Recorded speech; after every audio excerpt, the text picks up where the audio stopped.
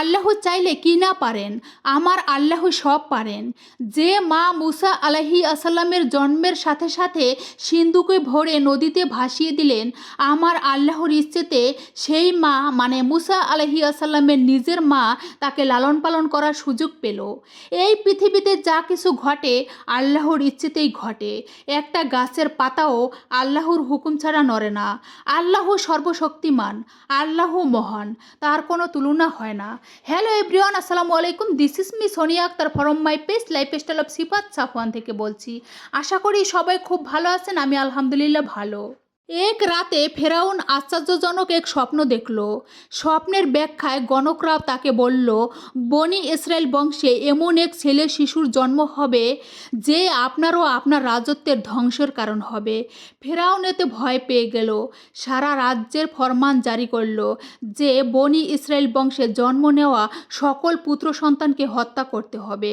ফেরাউনের আদেশ অনুযায়ী সে সময় বনি ইসরায়েলের বহু সংখ্যক নবজাতককে হত্যা করা হলো। এমন পরিস্থিতিতে হজরত মুসা আলাইহিসসালামের জন্ম হয়।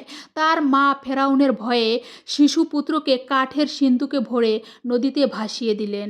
মহান আল্লাহর কুদরতে সিন্ধুকটি ভাসতে ভাসতে নদীর তীরবর্তী ফেরাউনের প্রাসাদের ঘাটে গিয়ে ভিড়ল।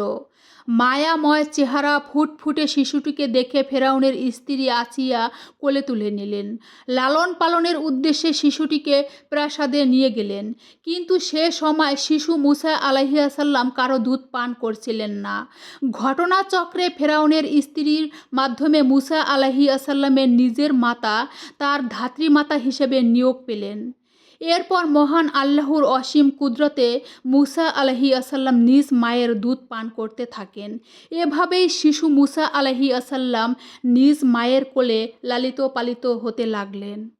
মুসা আলাইহিসসালামের মা ভাবছিলেন, আমার ছেলে আমার কাছে না থাক, তবে ফেরাউনের হাত থেকে বেঁচে যাক, দূরে কোথাও গিয়ে বেঁচে থাকুক।